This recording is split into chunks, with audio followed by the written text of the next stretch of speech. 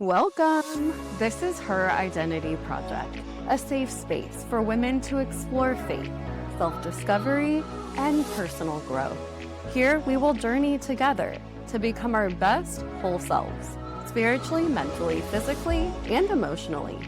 It's time to let go of everything that is holding you back from becoming the woman God created you to be. If you're ready to reclaim your authentic self, stick around. I'm your host, Ashley Iduda, and this is Her Identity Project.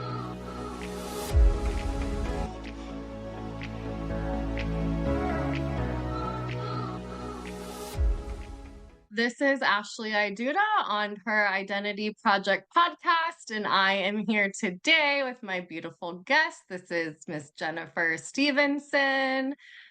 Jennifer, thank you for being here with me today. I'm excited to get to know you better and to just hear all the stuff that you want to share with us. So do we call you Jen or Jennifer? You know what? I go by either or. Jen is fine for this. So, Jen, I'd love for you to just tell our guests more about you. Maybe if you want to share the location where you live and a little bit about what life looks like for you right now. Well, I am Jen, and I'm just right now just kind of balancing life with dealing with the after effects of a child with cancer. We live in North Carolina in Low Gap, which is right by Mount Airy, if you know who Andy Griffith is. Okay, okay. Birthplace of Andy Griffith. That's what they've got going for it. Yeah. Um, and I just started my own podcast last month. Make teens sit with me. So, you know, just living the dream, I guess. Well, yeah. I mean, there's a lot to unpack there. So, what's your daughter's name and how old is she? Aria, and she Aria. is 10. Aria's 10. I love that name. That's actually always been one of my favorite names for girls. It's just so beautiful. Share a little bit about your journey as a mom with Aria's cancer diagnosis. And before that, I mean, let's actually just jump into how's it going? Is she in remission? I saw that she's back at home. I saw the sweet video of them ringing the bell and everything. So, how does it feel to have her back home and what is her status? So she is in remission. She Okay. has leukemia or acute myeloid leukemia. I had no idea there were so many different types of leukemia. Yeah. And her type is aggressive and hard to treat. Oh my gosh. So what's required is the chemotherapy takes 5 treatments. Okay. Um, and with that, it's around a week of straight chemotherapy drugs. And then your system is basically bottomed out. You have no immune system whatsoever. So you're susceptible to any type of infection. So she had to stay in the hospital until she had count recovery. And the doctor would say, oh, it's 3 to 4 weeks. Well, each time it was 4 weeks and beyond of a hospital stay. And then it Wow. was a week home. And then the next round started. So it was Wow. it was a lot of time spent in the hospital, and to have her home now and be done, she was officially done with her chemotherapy in September. Yeah. And she wants She to come say is. hi. Hi, Aria. Hi, Hi, I'm Ashley. nice to meet you, Ashley. Nice to meet you too, sweetie. I'm here celebrating you. I'm so glad that you got to ring the bell and that you're at home. I still have one more bell to ring, but You do? yeah. In the When do you clinic. get to ring that bell? This Thursday. Ooh, that's exciting. You doing like a little countdown? You got, yeah. Yeah, she's excited. Yeah, I bet so. Well, that's amazing. I love your sweet smile and your beautiful face. I've been looking at your pictures and stuff online. I've been looking at your mom's social media and following your journey and stuff. Thanks. Yeah, you're welcome. And I noticed like your hair is growing in a little wavy. And curly. Yeah. What was it like before? Was it straighter? Yeah, pretty much. Yeah. Well, if you want any like curly girl tips, I can help you out. It can be fun to have curly hair. It's work, I'm not gonna lie. There's like a whole Facebook group and it's a little crazy what people have to do to make the curls, like look like curls and not just be like this frizzy mess. But your mom's got some waves in her hair too, so she probably knows. Aw. Yeah. Yeah, her hair was straight, but she did have some body to it. Yeah. And she had so much of it, we would have to do like an undercut. Okay. And even then, it still was just a ratty mess. With the chemotherapy, her hair started coming out within just a few weeks, I think like 3 weeks, but she decided to shave her head preemptively, Okay. which Oh, I had no idea how traumatizing a hair shave could be for me. right, right. I did so much crying over her losing her hair. Oh, I can't. mommy. Yeah. Well, it's just like no one's ever prepared for something like this, and there's just no way to imagine. I wasn't Um, prepared for any of that. no, I mean, how could you be? So you don't know it till you go through it. And so I thank you for being vulnerable and strong enough to tell us your story, and I thank God that she's here and that she's as well as she can be right now. So I think that's a blessing that I got to meet her. Thanks for coming on here, Aria. I saw your little kitty cat. What's your cat's name? Loki? Hmm? Loki. Loki? Is that from Marvel or something? Yeah. Yeah, he's the trickster god. Okay. Yeah, my brother's like this Marvel fanatic, even though he's in his 40s. So the reason that I was so excited to have you on is because, I mean, my mission is to really empower women and to empower them to show up, to be their best selves holistically. Jen, tell us how this experience has changed or shaped your perspective with regards to like self-love and resilient, because I mean you've got to be resilient to go through something like this and come out um as powerful as you have, because I think some people could let this ruin them, and you've found this strength to not only go through it, but to use it to even empower others through your podcast. So I just want to hear more about how it's affected you. So, I started this journey a few years ago where, all about mindset and empowering others. That was always my goal, is to empower other women to be their best selves and live their best life. Yeah. But I never felt enough. Mm. Um, and I had the biggest imposter syndrome you could ever come across. And Yeah. I would hide myself away. And, there was always that voice in the back of my head, oh, well, you don't know enough. Who are you to speak on anything? Sure. And when, last year, my husband and I were separated, and, you really think that you hit rock bottom when something like that happens. There's definitely a lot of trauma in that alone. So Yeah. I spent a lot of time sitting with myself and focusing on who I was and where I wanted to be. And a lot of it comes down to self-compassion and giving yourself grace. Yeah. And, we were in a much better place by this time last year. And then all of a sudden, March of this year, my daughter gets this cancer diagnosis, and it's like, holy smokes, Batman. Yeah. Talk about knocking you over. I mean, that's one thing after another. But as a mom, I mean, my heart, I can't. I cannot. I can't even pretend that I can imagine what you've gone through.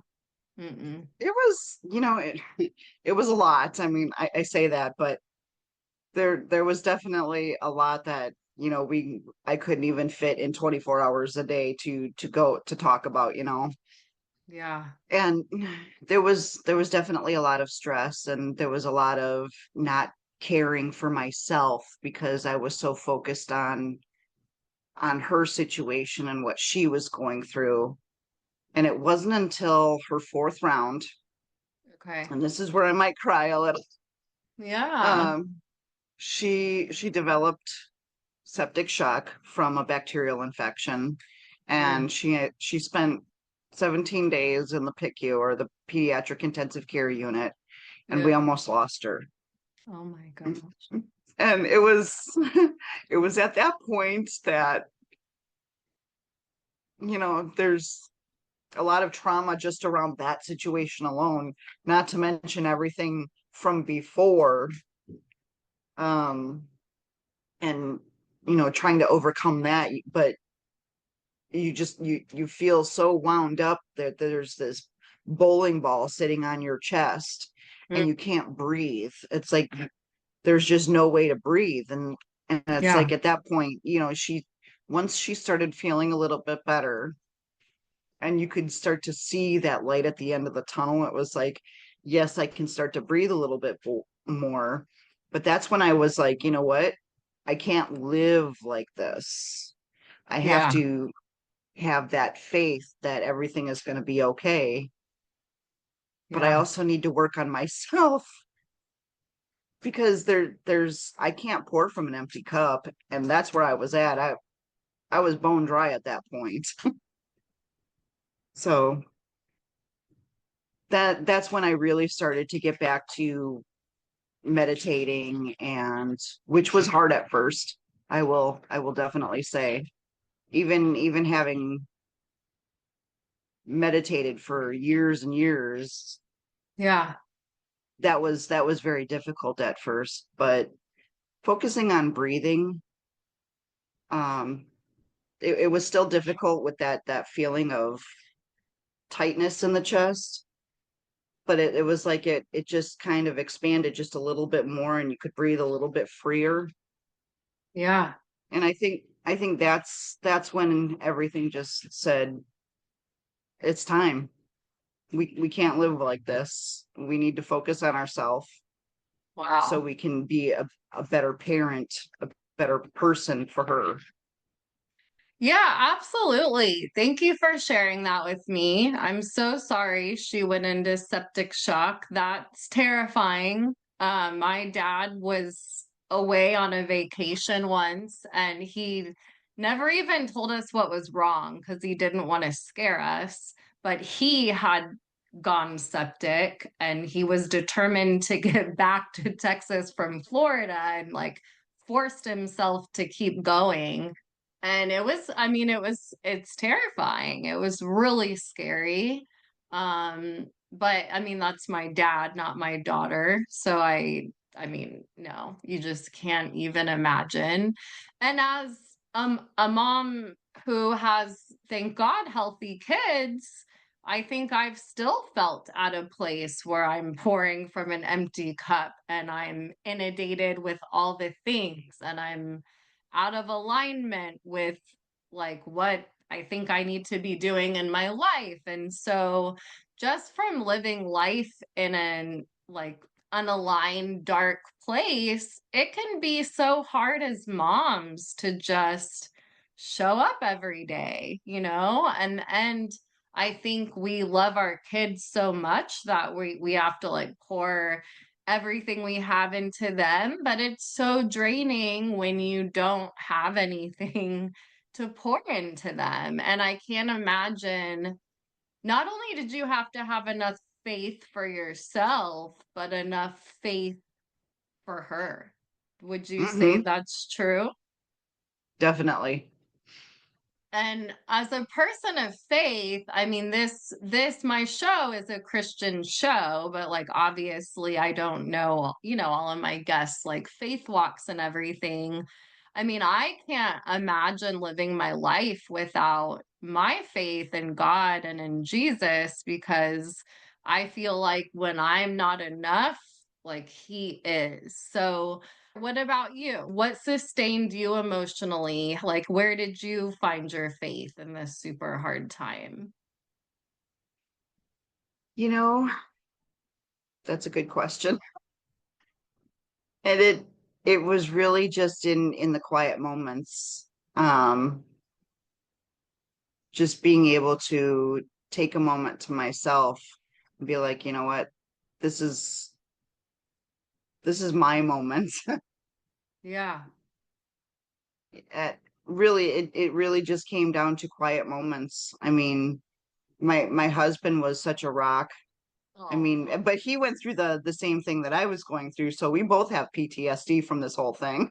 oh God. Yeah, I can only imagine. And people process trauma differently anyway. So going through something like this, wow. And so you had said that y'all had split up. So Hmm. did this experience unite you? So we got back together last late fall. Um, Like before Aria's yeah, diagnosis? Okay. Okay. right. But I really feel like this put us in a much better place Yeah. because you can't not be vulnerable in a situation like this.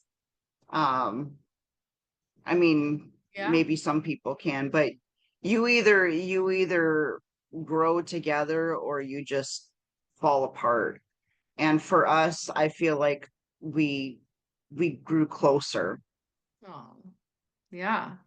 So tell me more, because you talk about mindfulness and meditation. So how did you first get introduced to these practices? Because you said you were doing things of this nature a while ago. And so tell me more about that. Like, what specific techniques really help you, and maybe like walk us through what that means. Because not, we all throw around the word like meditation and mindfulness, but like, what does that even mean, really? Like, what is mindfulness if you had to kind of give us your definition? Mindfulness is just being present in Mm, yourself and your awareness of what's happening around you without judging it. Which can be hard because as human beings we judge every situation. It's either good, it's bad. yeah, um but it can be hard to be like, you know what, this just is, and mm, just be aware of what's happening around you. um I started meditating. I think my mom got into it. I might have been 10 or 11. oh, really? Yeah. That's And awesome. I started, and I wasn't consistent with it for a long time. I got back into it when I was in college, and I Okay. even took some extracurricular classes. And I would bring my daughters with, and they'd end up falling asleep during the Aw. class. Yeah, Um, I but love again, that. I wasn't always consistent with it as much as I should have been. But then I started getting into the mindfulness and meditation several years back. And, again, not being consistent, but because it takes practice, it's not like one day you're just suddenly this meditation. Zen Buddha master or something. Right. Yeah, Because, there's always that, well, I can't meditate because, and whatever the reason, usually it's because, well, I can't quiet my mind. And it's right. like our Bong minds weren't bong. made to be quiet. It's about Okay. bringing yourself back to the present, the moment, or like your breath. Okay. Um, Focusing on something like the breath, or maybe the feel of your skin, or whatever it might be. But for me, I focus on my breath, and you're always gonna just kind of wander off, and I just bring myself right back to the breath. So let's pretend we're meditating. What's the first thing we're gonna do? This is where I start. I start with taking like 3 or 4 deeper breaths. Okay. Um, Like in through the but nose, out through the mouth. So do we hold it? I Does it personally matter? don't. It doesn't matter. I think Okay. it depends on what works best for people. I mean, some people like taking deeper breaths in through the nose, out through the mouth. Maybe even holding it. Like there's box breathing, which is you breathe in, you inhale for 4 counts, you hold for 4 counts, and then you exhale for 4 counts, and Okay. then you pause for 4 counts, and then you do that over again like 4 times. um but for me, it's always been just kind of taking in deeper breaths, and then just kind of focusing on my body. What am I noticing about my body? Is my skin cold? Do I need to put a blanket on? Things like that. I'm gonna stop you there because I started meditating for the first time like a few months ago. I had joined a Sage Robbins program. I don't know if you're familiar with her. So she had recorded 21 recordings to get rid of fear and anxiety. And so she's really the first place I ever learned to try and meditate. I had never done it before. And of course, it was guided. So that was really helpful because I feel like if you just go tell people to meditate, it's like nobody knows what to do. And it's like your Right. thoughts are going. I feel like until you start meditating, it just doesn't occur to you to listen to your body. I mean, it just until you really learn that is like a life-changing skill to bring you can bring yourself right out of all of these negative thoughts you have. And so we all have the power to step into the present.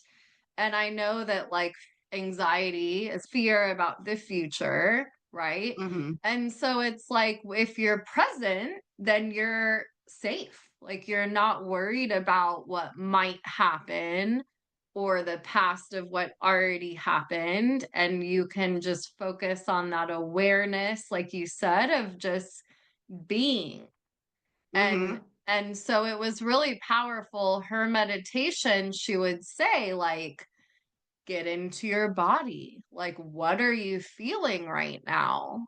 And not only like, what are you feeling, but like, where are you feeling it? And that for me was like, I just never, no one had ever taught me that before. Like, I think I did think meditating was just this, with my, like with my crisscross applesauce pose, right? So, how long would you say? I know you said you did it off and on, but how long did you need to do it before you were able to be consistent and like noticed a difference?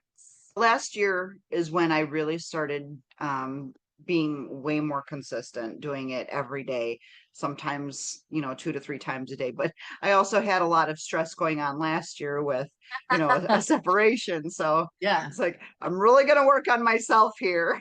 What are the benefits of it? I mean, obviously taking time for yourself, but like how did that manifest in your life? Like how did doing the meditations actually change your life? I felt I started to feel much more at home in myself. Mm. There's when you're living day to day, and a lot of people are surviving, not thriving, you know. True. For Yeah. me, I lived a long time in that fight or flight state. Yeah. So I was not comfortable in myself. I wasn't comfortable with who I was or even what was happening in my life. And then, but once I started really start meditating regularly, it was like I finally feel home. I feel at peace That's in who I beautiful. am. I Yeah. mean, and I will say I started getting into self hypnotherapy. Okay. Um, so I really enjoyed that. I did start with guided, uh, like on YouTube and stuff. You can find different videos on self hypnosis. Um, So but yeah, for those who don't know what that is, like give us a quick rundown. Like what does that mean? Because I don't. I've never really heard of that. it's just hypnotherapy. I always looked at it as a much deeper meditation, and you're actually rewiring your subconscious mind with whatever it is that you're focusing on. I mean, you do that with meditation. Yeah. I but I think hypnotherapy is a lot more focused. Um, and there are a lot of different hypnotherapy coaches. In fact, I had looked into becoming one, but I was like, you know what? That's just too much for me. Yeah. Yeah. So when I think of hypnosis, like this is silly and ignorant probably, but I think of like a magician on stage, like look at the spinning circle, like you're getting very sleepy or whatever. But I'm gonna guess that self-hypnosis and how it can help reprogram the mind with your self-limiting beliefs has to do with repetition. Am I right? That maybe you're are you choosing an affirmation or like choosing a phrase and consciously playing it over and over in your mind? Is like, am I, am I on the Yeah, right yeah, track? and that's what it is. I go into it with in an intention of, Okay. well, there's something that I need to work on in my mind, like with self-worth. I had terrible self-worth for a very long time.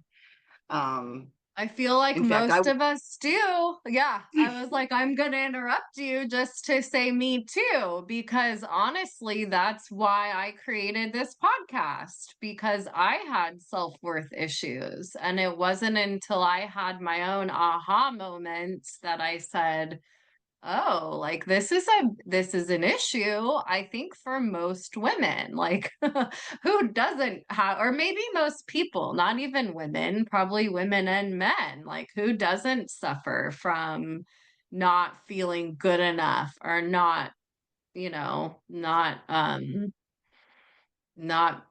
being worthy.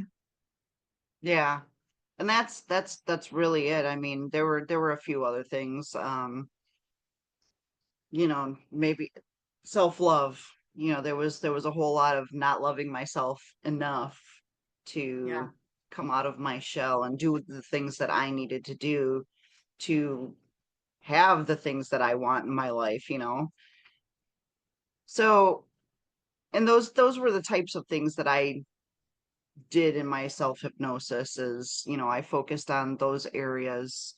So, like, if we were going to focus on our self-worth, for example, what might be a mantra or like something you would say or repeat to yourself? And that's a great question. You know, I think it is very individualized for a lot of people, and a lot of our belief systems are created in childhood. True.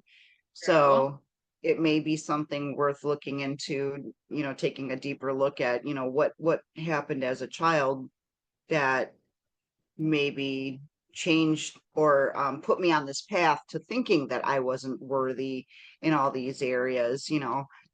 Um, Yeah. I think most of our belief systems are created by the age of 7. I believe that's what it is. Yeah. Yeah, I learned that too. I ran across a podcast with Mel Robbins talking about attachment styles.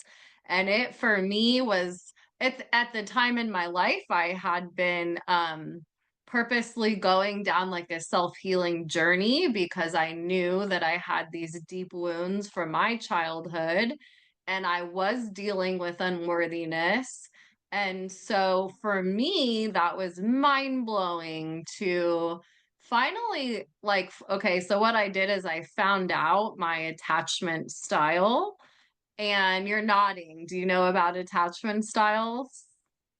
Yeah, I've looked into it, but not very much. It's really interesting. So, if you don't mind, I will expand a little bit because I just honestly, like anyone listening, like go find out your attachment style because it will make you understand like why you act the way you do. And most of this, all like you said, Jen, comes from our childhood. So, there's four different types of attachment styles. Only one of them is like the healthy one where you're like have a secure attachment and you like don't really have issues. But most of us are one of the other three. And so there is one that is kind of like anxiety based. Hmm. There's one where I think call it fearful or avoidant. It's like a combination of like fear and anxiety. And if you have like a alcoholic parent, but you basically grew up in like an unstable household. So there's a lack of consistency. There's a lack of what to expect, you know? So you're not raised with that secure, oh, I know what I'm going to get today. You know what I mean? And then the third one, I can't remember the name right now. I'm definitely not an expert or anything in any of this stuff. I just geek out on it. But the third one is usually when you've had to fend for yourself. I can't remember the title of it, but it's like you were maybe the older sibling and you had to do everything yourself and maybe your parents were divorced and you had to step up and like make things happen and care for others at a really young age. So, so it can be really helpful to find out what your attachment style is, especially in a marriage, because like you talked about, Jen, a lot of this is stemming from our need to be loved and Hmm. our thing that like we're not worthy of love. And so that's where all that comes from. And you had that was kind of like why I opened up this can of worms because that's what you were alluding to is not being able to like receive love a certain way and things like that.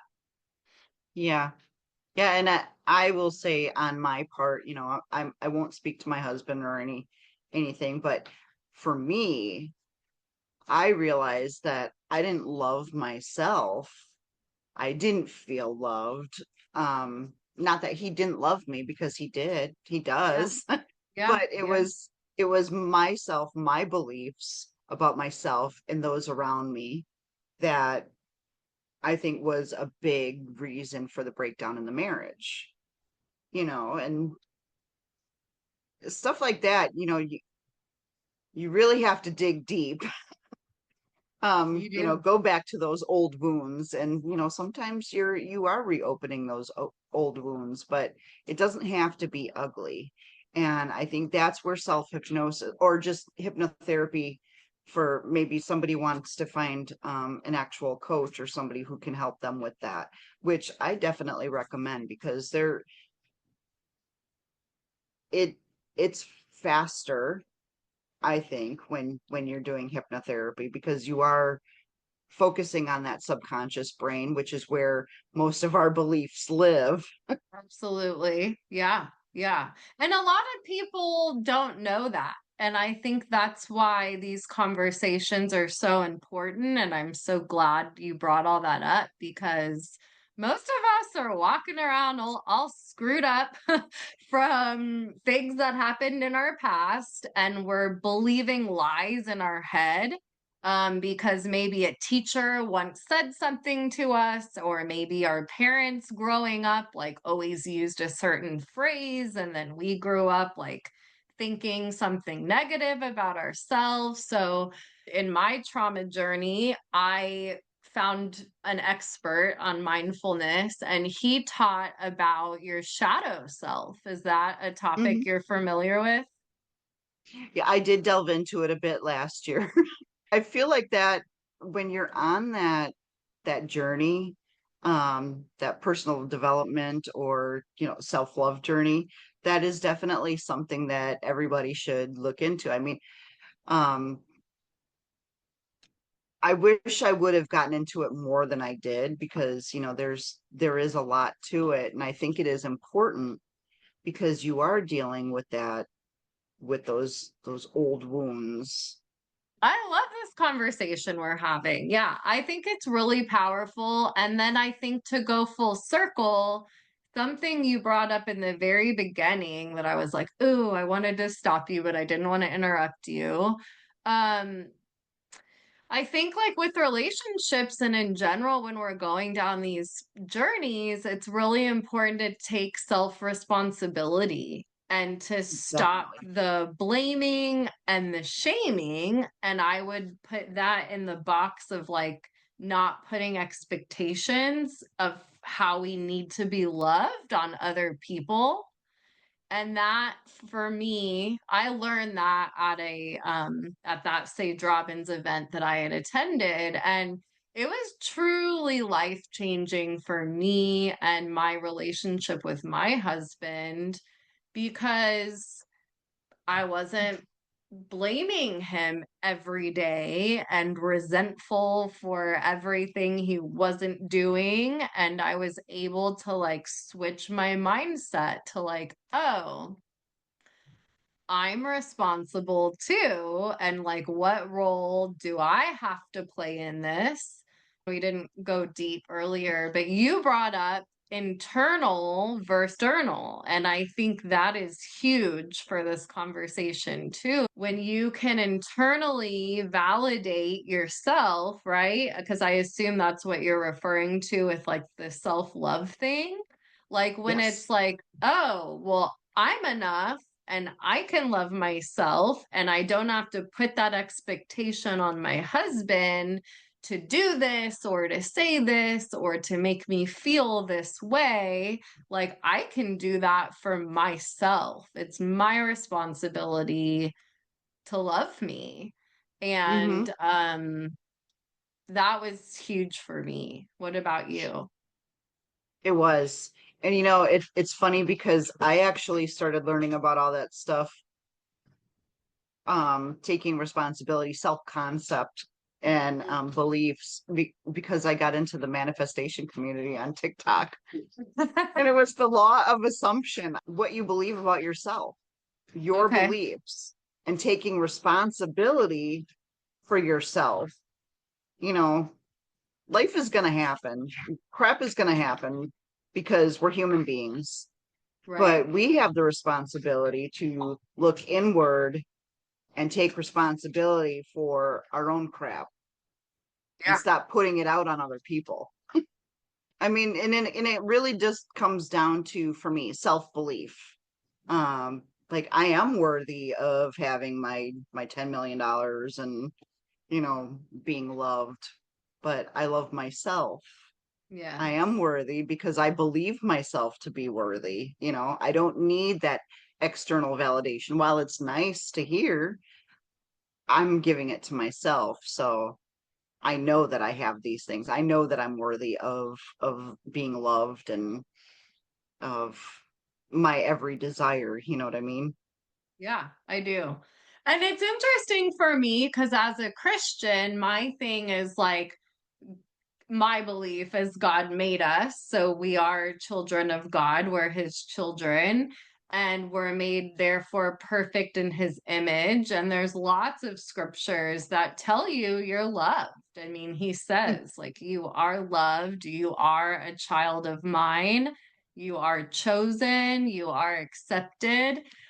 So for me, that's when I had my breakthrough because I had just kind of received a word from him in the spiritual realm that like I am worthy, like I am chosen and I am loved. And and scripture tells us that like he gives you everything you could ever like ask, think, or desire, and so I mean, I think I come from the belief that like if if whatever it is that we want is in God's will for us, then like he'll make it happen. He'll put you in the right situations, he'll put the right people in front of you. But I think my worth comes from believing that like who I am is enough because Mm.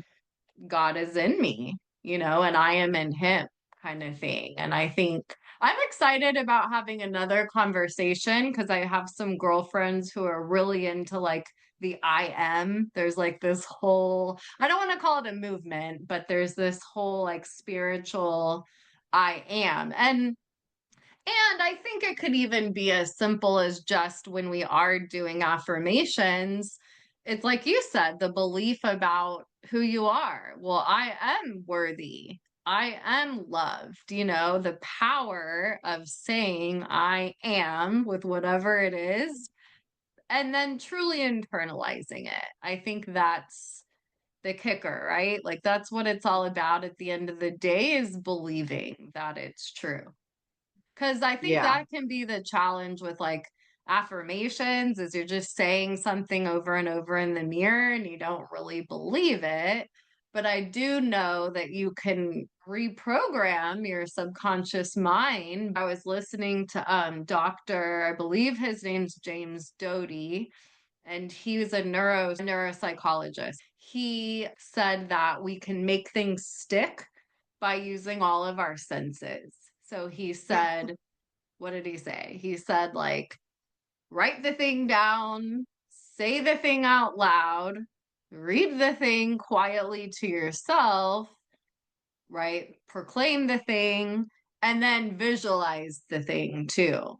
So to truly like make all those fires connect and all the things, there's really like a very intentional process we have to go to help reprogram our mind. This devastating experience you've had with Aria's cancer journey, did that help you? Like, did you see a difference in yourself after using some of these mindset principles? I did.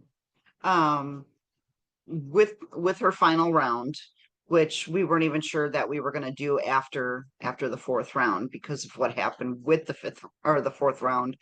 Um, she was home for I want to say almost a month in between her treatments, which was very unusual. And we were talking about, you know, what we were going to do with that fifth round. Yeah, We even got a second opinion. Do we want to do that round? Well, she doesn't fall into low risk. She falls into intermediate and high risk for recurrence. very. So we needed to do the fifth round. So we did it. But while we were home, I spent a lot of that time just focusing on being present. And then while she was impatient for the final round, she did really well with that final round. She was um not as sick. She didn't have really any issues, so she was out bebopping around on the floor with the nurses and Yay. everybody any chance she could get. So I would go into the bathroom. They had full bathtubs in there, and I would take my meditation bath. Oh, I love it. Yeah.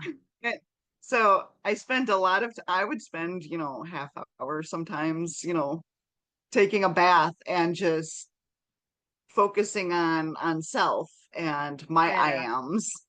Yes, good for you.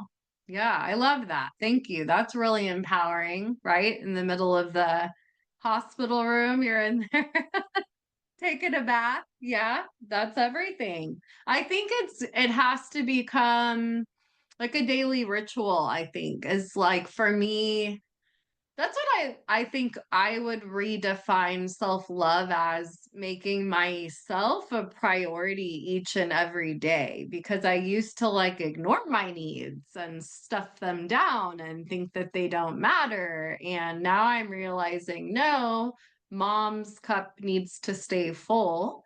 And nobody's filling my cup except me. The only way I can fill the cup for me, right, is to get my time in. So that looks like prayer. Every morning I wake up and I try to renew my mind. I read the word of God. I try to remember that I am worthy, I am chosen, I am loved. And then I take some time to think about everything I'm grateful for because I've learned that coming from the heart and not the mind is like I think the secret to living is what I'm honestly like have discovered lately is like screw the mind. Like it's about the body and the spirit and our soul and our heart really, I think. So you've been amazing. We've had a long conversation. I've really enjoyed it. Thank you for being so vulnerable and opening up. And I do want to touch on everything awesome that you have going on. So do you want to tell our audience about your podcast, what it's called and what it's about? So my podcast is Make Tea and Sit With Me. Mhm. And I really just right now I have not had any kind of interviews. um, but I That's do okay. plan to. And Yeah. they're just short episodes about, you know, self-love, empowerment, resilience, and different strategies to use to start that process, because it is a process. It is something that has to be worked on. You're not just going to be wake up one day and say, you know what, I'm resilient. I've got this. No, it takes Yeah. work. Yeah. And consistency is where it's at.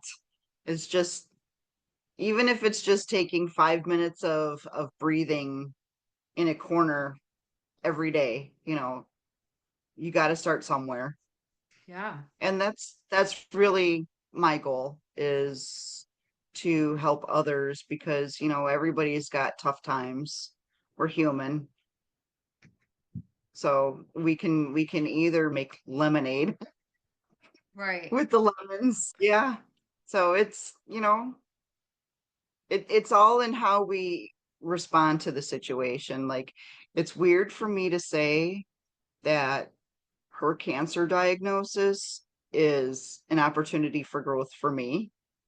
And it feels kind of weird to say that, but I that's what it felt like to me. Like it's time for me to move forward, Yeah. you know, to be the best version of myself so she can be the best version of herself. Absolutely.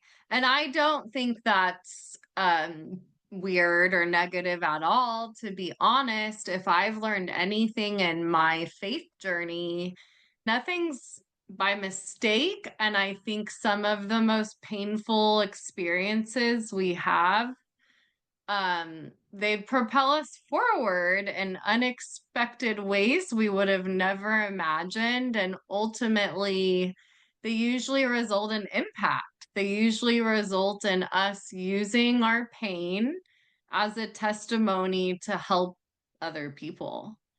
Because I think at the end of the day, like God is love and love is really like all that matters. I feel like at the end of the day, we're all just here to love each other and uplift each other and empower each other. So, I mean, kudos to you for using your resilience and your strength for good. I think that that's actually beautiful. So yeah, like give your give yourself a hug. That's awesome.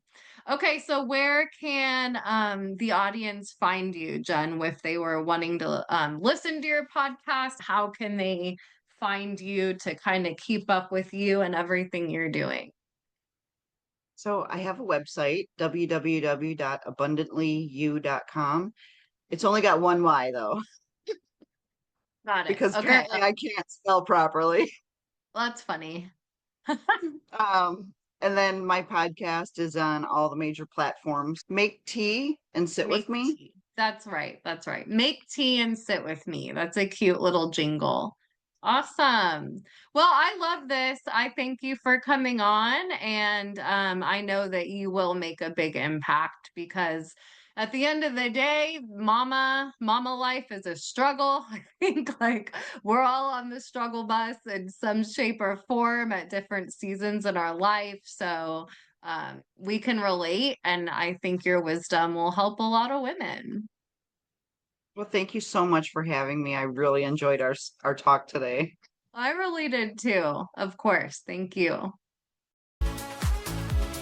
Oh my gosh, thank you for listening. If you got something out of this episode, be sure to follow or subscribe to Her Identity Project on your favorite podcast platform. Make sure you're notified about new episodes. Please hit the like, the share buttons, get on social media, spread the word. Please take time to leave me a review. That would mean more to me than you could ever know, and it helps get eyes on this show so that other people can just get all the goodness out of it. If you're loving it, please hit me up in my DMs. I absolutely want to hear your feedback. Thanks again for listening. I'll see you next time.